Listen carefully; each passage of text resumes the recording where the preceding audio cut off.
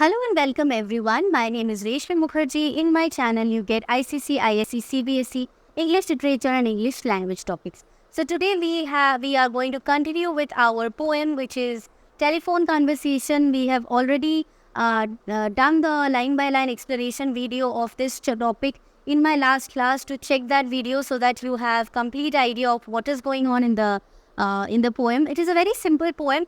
Just that it is a combination of humor, sarcasm and social evils. So to check it, the basic summary I'm going to tell you over here. I'm going to talk about the themes. I'm also going to talk about the figures of speech present in this poem. So in The Landlady, the speaker recounts, you can pause my video and you can write this lines down that I'm telling you, because this is going to be very helpful from the exam point of view. In the in the telephone conversation, the speaker recounts an encounter with a landlady while seeking accommodation. So he wanted a space to live and he had called the landlady for an accommodation. The landlady's abrupt questions, the questions that she asks is very astonishing. So about the speaker's skin tone, she's asking questions on the speaker's skin tone. Not about anything else suddenly. Imagine you want a house, you want to book a house for a few days on a trip, and you are being questioned from Airbnb that what is the skin tone? Is it this? Is it brunette? Is it blonde? So how would you feel?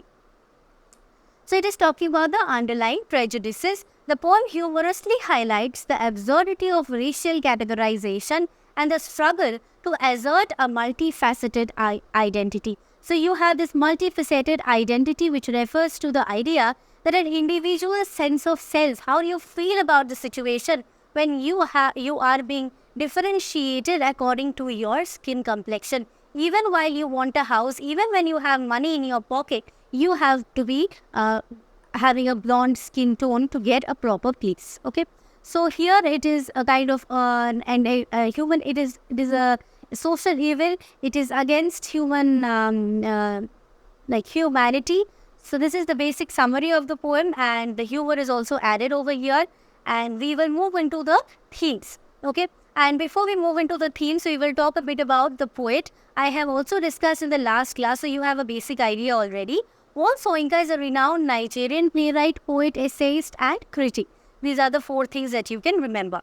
Born on July 13, 1934 in Nigeria, he is often regarded as one of the foremost literary figures in Africa. Why? Because of certain qualities. What are his qualities? Number one, he addresses political, social and cultural issues. Point number two, he received the Nobel Prize for Literature in 1986. Okay, becoming the first American to be honored in that category, first one to win a Nobel Prize. Number two, his serious intent and belief in the evils inherent in the exercise of power are evident in his work, which sometimes satirically portrays modern West Africa. Number three, telephone conversation. In his poem, he talks about racism. He talks about how the landlady refuses to rent her home to the ones who have a dark complexion just because the skin tone was not proper to her.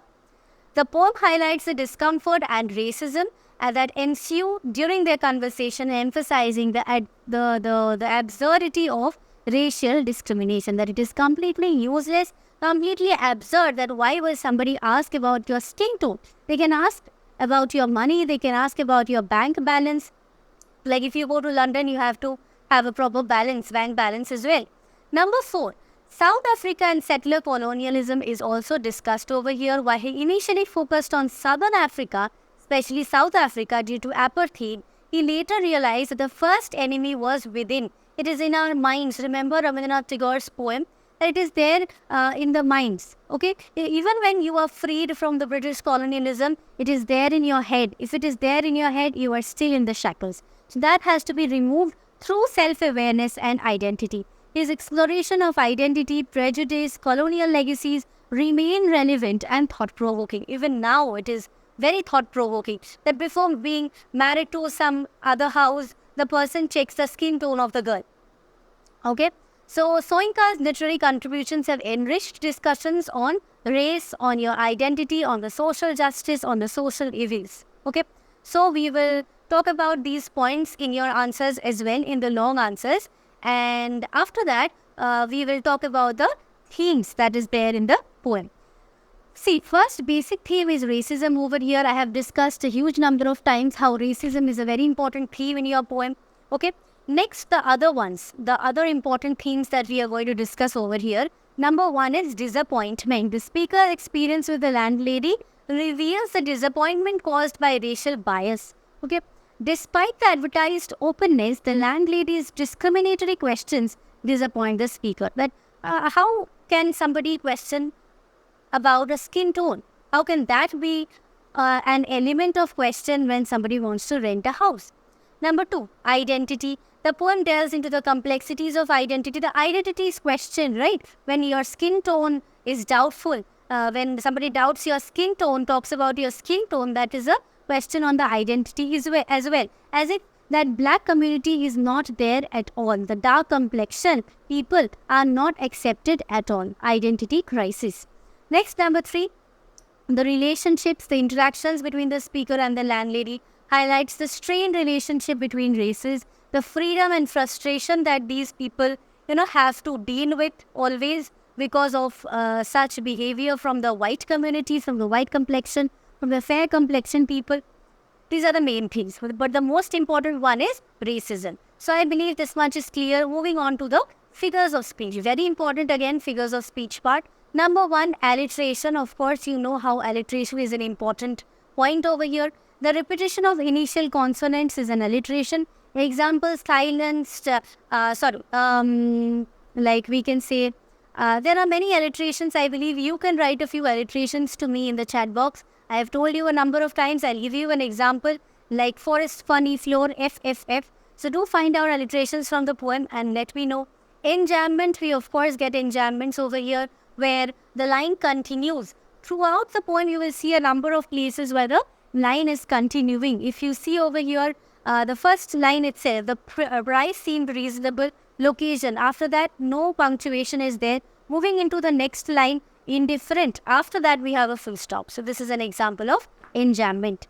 Assonance. Assonance means the repetition of vowel sounds, like consonance means repetition of consonant sounds. So it adds musicality to the concept. So for instances, we have silence, transmission, okay, e, like e sound, okay, me, sile, sile, okay, a, trans, a.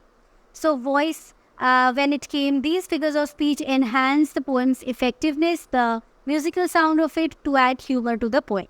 Okay, inviting readers to confront the prejudice, consider the complexities of identity. We will move on to the next one, the metaphor part. Telephone conversation itself is a metaphor for communication that one should try and understand the other part of the society. We should not separate them as the other part of the society. We should accept them through conversation, through understanding their problems as well. So, the struggle to connect the barriers caused by prejudice is also a metaphoric, symbolic concept of telephone conversation. The title significance is also this answer. Hyperbole we have, are you light or very dark? So, can you identify what is very dark? It is always comparative. I am fair from African context, but I am not fair from British context, right? So, it is all comparative. So, this is hyperbolic, talking about the skin tone. Contrast between light and very dark.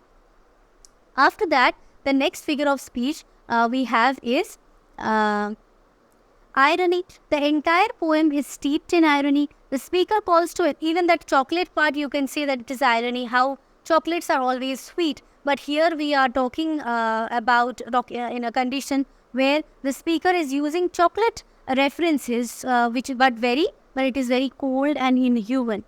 Next, the satire. The poem satirizes racial discrimination. The landlady's absurd inquiries about the speaker's skin tone highlight the irrationality of such biases.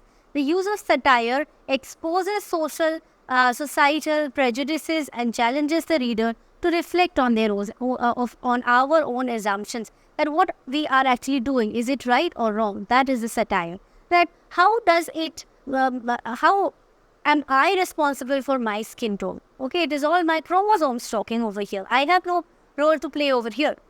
The last one, imagery. Imagery word comes from image. So we have this vivid mental pictures that is created.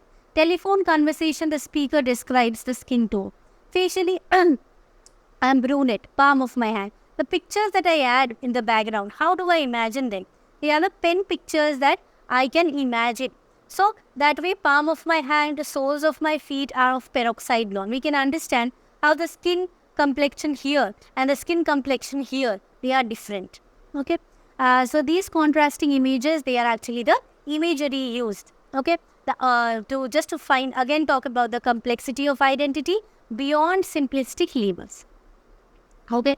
So this is the figure of speech that we have discussed. So there is no other figure of speech. Now we will move on to the questions in the next class. I believe you will check my first video to know line by line explanation. You have followed today's video as well if you are till here. And in the next class, what we will do is we will discuss logic-based questions, we will discuss a few multiple choice questions, and we will discuss a few long answer questions. So I think that will have you covered almost from every side, but you have to prepare for the value-based questions as well. That is going to come in your exam this time. Thank you so much. If you have liked my video, don't forget to share it with your friends, because if you share, more people will be able to utilize it and it will make me grow as well, so that I can bring more videos for you. Thank you so much. Also follow my Instagram channel. I put certain points, certain allusions, certain figures of speech over there. You can benefit from it. Reshmi Mukherjee, Slop Skin. Thank you so much. Bye-bye.